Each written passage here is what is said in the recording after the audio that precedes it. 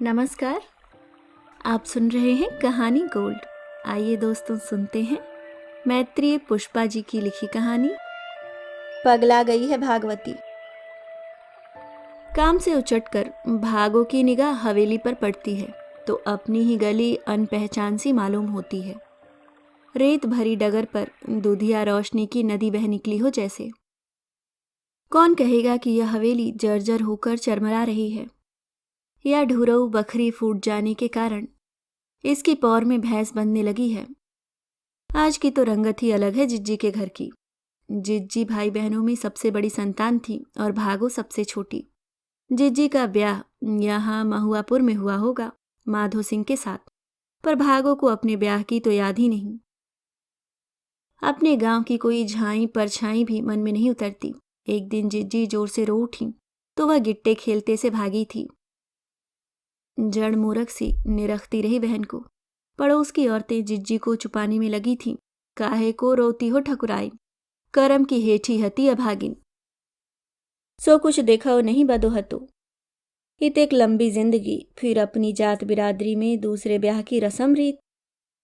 आंसू काट जन्म जली, आदमी नहीं रहो, औरतें उजबक सी हेर रही। किसी जनाने हाथ ने उसके सिर पर थप्पड़ दे मारा।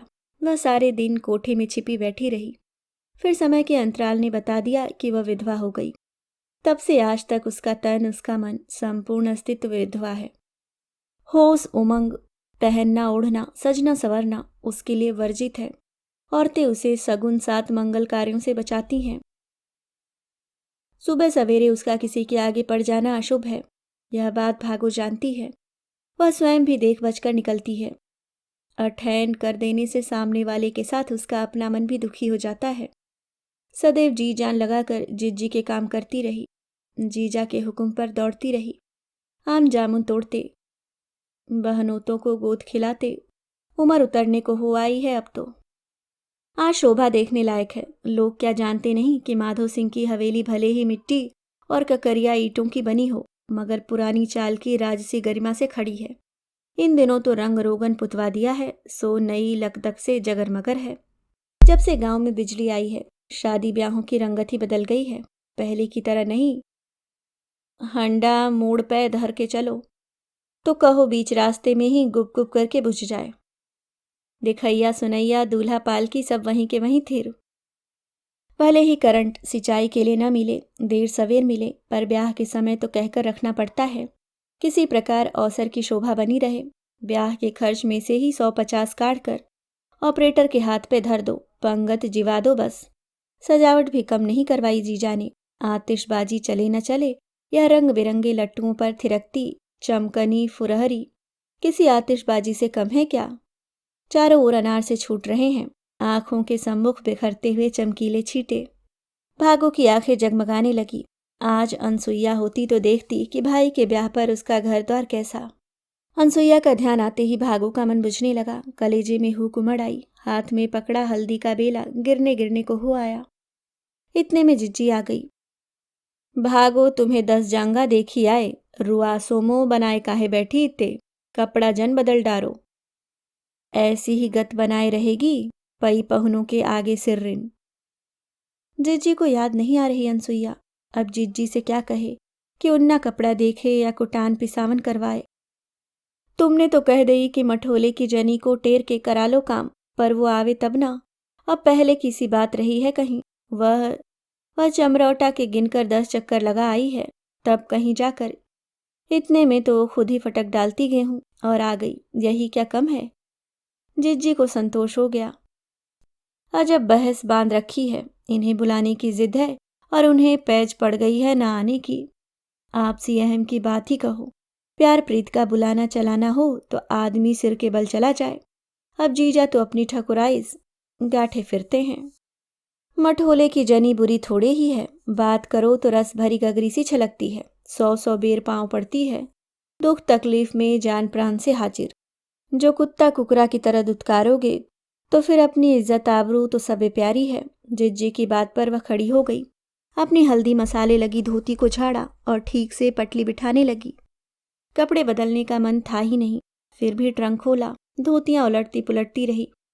जे तो अनसुईया ने पहरी थी, केशकली की बारात के दिन।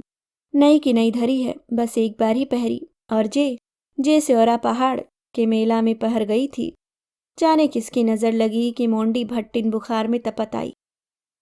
जा सुपेद धुतिया कैसी लगत हती पहर के, मीराबाई जोगिन बस तनपुरिया हाथ में लेवे की देर होती।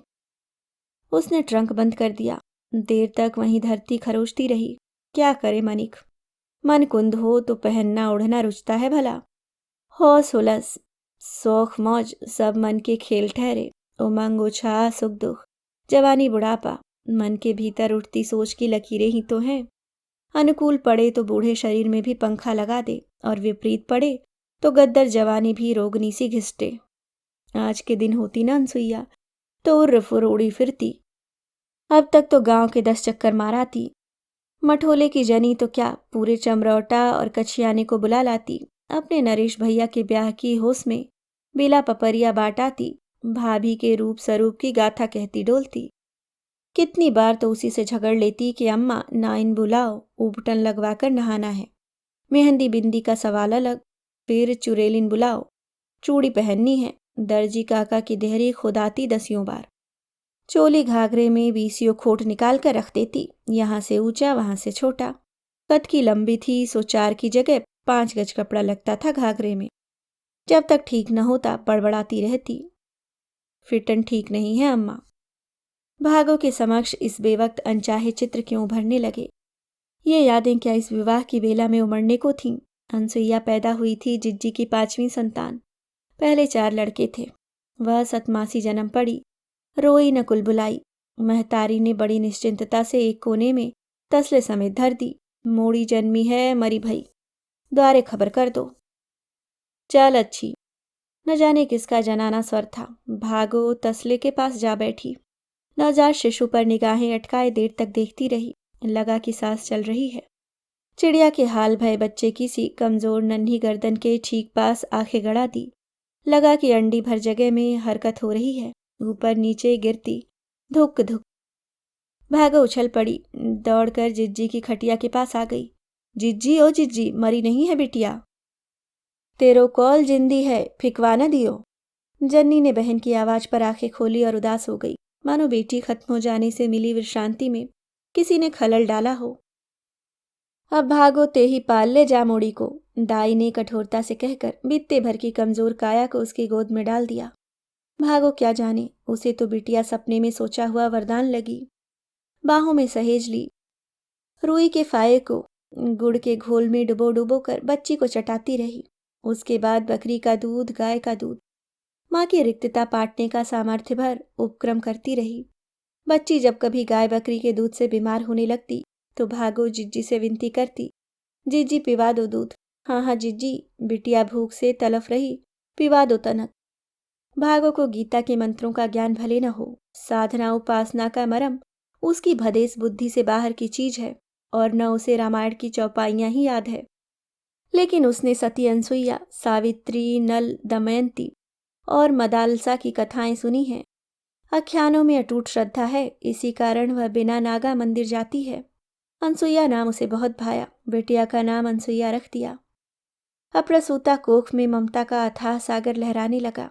जीवन की एकाकी छाया में वह अनसुईया को समेटकर कुनबा कुटुंब वाली हो गई। एक जीव से सारा संसार, ऐसा भरा पूरा। भागो को लगता कि उंगली पकड़कर बिटिया उसे अलौकिक ब्रह्मांड में उतार लाई है। और दिन महीने साल सरकते सरकते अनसुईया नाजुक बेल सी बढ़ने लगी, फूलों सी महकने लगी। वह सराबोर हुई, बेटी पर निछावर हुई जाती। वही क्या पूरा मोहल्ला, गांव गमकता जैसे कच्चे आम फलने की ऋतु आ गई हो। गोरी कचनार सी बेटी के लंबे बाल देखकर ठकुराइन सिहा उठती। भागो ते जानत हती कि ऐसी सुघड़ निकर है मोड़ी। नजर न लगाइयो जिज्जी, तुम्हारी आखन में नौन राई। घर में भागो के वैधव्य की चर्चा होती, अनसुईया की जन्म कथा कही जाती, मगर अनसुईया सबसे निष्प्रभा हुई, बेटी बनकर उसी की गोद में पड़ी रही। मौसी ओ मौसी, आटे बेसन मसालों में ही लिपटी बैठी रहोगी या क्यों पागल हुई इन सब में समय नष्ट कर रही हो? नरेश हंसता है। भागो की तंद्रा टूटी। अरे वह तो यहीं बैठी रह गई। मौसी पहले कहती तो तुम्हें इतना काम न करना पड़ता। शहर से थैलियों में बंद आटा, पैकेटों में बंद मसाले, बेसन सब आ जाता। तुम्हारे सारे झंझट खत्म। अब नरेश को कौन समझाए कि भैया 5 गांव का न्योता है, दोपहर से आधी रात तक बीसीओ पंगत बिठानी पड़ेगी। तुम्हारे थैली पैकेट कितनी देर चलेंगे यहाँ? ब्याह कारज ही द्वारे पर लोग मुंह जुठारते हैं, वैसे कौन आता है किसी के घर खाने के लिए? सब अपनी नोन रोटी पर हिम्मत रखते हैं। नरेश, तुम्हारी दुल्हन आबे तो खरीदवा दियो जे अटाक छटाक भरे मसाले के पैकेट और सेराध सेर की थैली चून की। भैया भागो की जिंदगानी तो जई काम के सहारे गुजरी है। नरेश का ब्याह क्या, बस दावत समझो। ब्याह तो कहता है कि कोर्ट कचहरी में हो गया। वह तो बड़े असमंजस में पड़ी है कि यह लड़का बारात लेकर किसके दरवाजे गया होगा, टीका किसने किया होगा, पांव पखराई कैसे हुई होगी, और कलेऊ में नेक के लिए किससे झगड़ा होगा, वकील जजों से। पर जीजा कहते हैं कि नरेश का ब्याह हो गया। शहर के ब्याह ऐसे ही होते हैं, कागज पर दस्तखत करके। जिज्जी भी कैसी हैं, जो अंधी की तरह जीजा की बात मान गई। त्रिवेनिया तो एन जिज्जी के सामने बता रही थी कि वह अपने डॉक्टर देवर के यहाँ ब्याह में शहर गई थी। कहती थी कि ऐसा रौनकदार ब्याह तो उसने अपनी जिंदगी में नहीं देखा। बैंड वाले खुद ऐसे सजे कि उनके सामने दूल्हा फीका लगने लगा। उसने तो ऐसा खाना कभी नहीं खाया। गिनने पर आई तो गिनती नहीं कर सकी। 56 भोगों से भी ज्यादा रही होंगी खाने की चीजें। फिर जितनी मर्जी हो उतनी लो। यहाँ की तरह नहीं कि लड्डू वाला एक बार पंगत के सामने फिर गया सो फिर गया, फिर 20 टेर मारते रहो। मजाल है कि दर्शन दे जाए। पर शहर के लोग खाते ही कितना है, बस चिरैया की तरह 1-2 चोंच। फिर जीजा और नरेश कहते हैं कि शहर के ब्याह कोरट में। खैर, अब ब्याह वहां हुआ है तो हुआ है, कौन जी रह करे। पर जीजा ने तो पंडित के सामने अग्नि के समक्ष उसके फेरे डालने की जरूरत ही नहीं समझी। जीजी इस बात पर खूब झगड़ी थी कि अब गांव में वे क्या मुंह दिखाएंगी। कुनबा खानदान पूरा पड़ोस के, बुलौआ चलौआ तो उन्हें ही निभाने पड़ते हैं। सभी के उत्तर उन्हें ही देने पड़ेंगे। अब माधो सिंह की मूंछ पकड़कर तो कोई पूछेगा नहीं।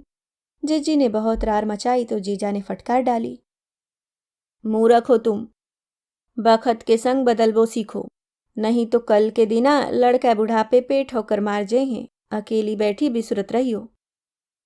हाँ, अब तुम्हें जरूर बहंगी में बैठार के तीरथ करा ले आए। न कराए तीरथ, न बैठारे बहंगी, इज्जत आबरू तो राखी है। माधो सिंह के खानदान की शान शौकत और बंस बेल तो जैसे रहे है। अपनी हट पकड़े रहें, दुश्मनाई बांध लें। जा कहाँ की अकलमंदी भई।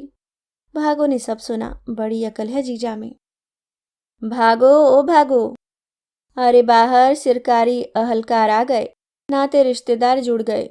औरतें इते कोठा में जा बैठी, का करे इते, शरबत पहुंचा दो बाहर। जीजी की आवाज पर जैसे वह सोते से जागी हो, बाल्टी और स्टील का जग उठा लाई, यंत्रवत शरबत घोलने लगी। भागो ने उछलकर देखा, बाहर की बैठक में बहू सज रही है। जीजा ने खास प्रबंध किया है।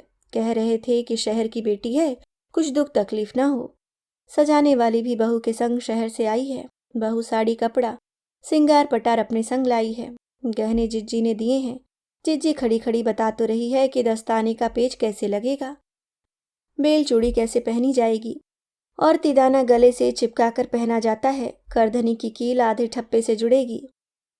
बहू उत्फुल्ल है। वह गांव के गहनों को कैसे निरख रही है, हाथ में उछाल उछाल कर तोल रही है। ओ गॉड, सो हैवी, ऐसे भारी, मेरी तो कलाई ही मुड़ जाएगी, पांव छिल जाएंगे। माधो जीजा सुनहरी अचकन और चूड़ीदार पजामा पहने भीतर आए। कनखी से बहू के कमरे की ओर झांक गए। निछावर हुए जाते हैं, होठों में असीसे भरी हैं। कितने खुश हैं जीजा। जिज्जी से कहते हुए निकल गए हैं, देख लो, अब कोई जा नहीं कह सकता कि माधो सिंह के बेटे ने ब्याह की बावत बाप से विरोध काहे करो। सबके मुंह बंद हो जाए हैं। चंदा की उजियारी लेके आयो है नरेश, पूरनमासी के चंद्रमासी खूबसूरत। गांव भर में है कौनो ऐसी बहू। अरे अब का बच्चा थोड़े ही है, बड़ो है, समझदार है। बई की हाँ में हाँ मिलावे में भलाई है। असहमति जता के का कर लेते, वाकी बला से बैठे रहते अपने घर। पर आज भागो को क्या हुआ, ऐसे असमय अनसुईया की सुधियों से कलेजा भर आया। दैया कोई कटार सी चलती है आत्मा में। जीजी भी क्या कहेंगी। जन्मजली सगुन सात बेटे बहू को देखकर सिहा नहीं रही। मनहूस सूरत बनाए डोल रही है। उसने धोती के छोर से आंखें पोंछ डाली। जिज्जी भूल गई अनसुईया को। कुछ भी सही, कोख से जनी तो उन्होंने ही थी, पली तो उनके ही आंगन में। शायद पति के डर से मुख भीचे हो। जीजा के सामने कौन ले सकता है अनसुईया का नाम। कच्चा चबा जाएंगे। द्वार की ध्वजा बदल चुकी है। शामियाने में वर वधू के लिए 2 महाराजा कुर्सियां लाल मखमल से जड़ी हुई सुनहरी हत्थों वाली सिंहासन की तरह डाल दी गई। सामने कतारबद्ध कुर्सियां ही कुर्सियां। बगल वाले शामियाने में खाने का प्रबंध होगा। डोंगा प्लेटों का आसबाब, विभिन्न मसालों की उठती महक से गांव गमक उठा। लोग चकित थे। देखो ठाकुर का दिल, बेटे की राजी में राजी, जी खोलकर खर्चा किया है। कचहरी कोरट के ब्याह में फूटी पाई भी दहेज नहीं, अपने घर से लुटाकर ही तमाशा देख रहे हैं। माधो ठाकुर ने बाप दादों की बात रखी है सदा। भले ही जमींदारी टूट गई, पर मजाल है कि नाक पर मक्खी बैठने दी हो। पंडाल भर गया। दूल्हा दुल्हन आ बैठे। औरतों के खड़े झुंड में घूंघटों के बीच वार्तालाप चल रहा था। सिया जो लग रही है बहू, गुलाबी घाघरा चुनरी में दूध सी गोरी बहू, गहने कैसे खिल रहे हैं। सच्ची सियाराम जी की जोड़ी लग रही है। लड़का ने खुद पसंद करी। रिश्तेदार सगे संबंधी ऊंची स्टेज पर चढ़कर रुपया पैसा उपहार दे आए, अपनी अपनी औकात के हिसाब से, और वर वधू के साथ फोटो खिंचा आए। उसी सब की विशद चर्चा में लगे थे। अंत में माता पिता की बारी थी। पंडित जी की आवाज गूंजी, माधो ठाकुर साहब आशीर्वाद दो, बुला लो जनान खाने से भी। लड़का बहू को असीसें। जिज्जी को भागो का ध्यान हुआ आया। घूंघट की ओर से इधर उधर निगाह दौड़ाई। ऐसे समय में भी न जाने कहाँ काम में ही लगी होगी। संग चलती, बा के का बेटा बहू नहीं है, हमारे सो वाके और है ही कौन बिचारी को। जिज्जी को दिखी दूर कोने में खड़ी, गंभीर मुद्रा बनाए किसी पाहुने से बातों में उलझ रही थी। ओ भौजाई, भागो को भेजियो जल्दी, वो ठाड़ी। जिज्जी कहती हुई रेशमी चादर संभालती पति के पीछे चली गई। स्टेज पर पहुंचकर ठाकुर ने दोनों हाथ बेटा बहू के शीशों पर रख दिए। फोटोग्राफर दौड़ा, ठाकुर साहब ऐसे ही खड़े रहो। क्लिक क्लिक कैमरा चलने लगा कि ठीक उसी समय निशाना बांधा हुआ नुकीला पत्थर, विष बुझे बाढ़ों की तरह नुकीले और धारदार पत्थर ही पत्थर। अचूक संधान, जैसे कोई बंदूक से गोली दाग रहा हो। नाक और चेहरे के कटाओं से रक्त की तेज धारें छूटने लगी। खानदानी शेरवानी रंग कर लाल हो गई। आसपास के लोग भी घायल हो रहे थे। भगदड़ मच गई। कोलाहल के बीच ठाकुर अचेत होकर कब के लुढ़क चुके थे। ठकुराइन विलाप करने लगी। अपने को बचाते तथा प्रक्षेपण की दिशा को अनुमानते हुए लोग उसी ओर दौड़ने लगे। गली मोहल्ला घर बखरी सब छान लिए, कोना कोना खोजा, पर कोई नहीं। अंत में लाला की रोड़ी पत्थर से भरी छत से जो पकड़कर लाई गई, उसे देखते ही जिज्जी को गश आने लगा। भागो भागो चीखती चली आ रही थी विक्षिप्तों की तरह। ओ अधर्मी, अन्यायी ठाकुर माधो, आज बेटा बहू के स्वागत में मरे जा रहे हो तुम। खुशी में अस्पेर भर के गांव जीवा रहे। आज आंखें मूंद लई, बेटा की गलती दिखाई नहीं दई तुम्हें।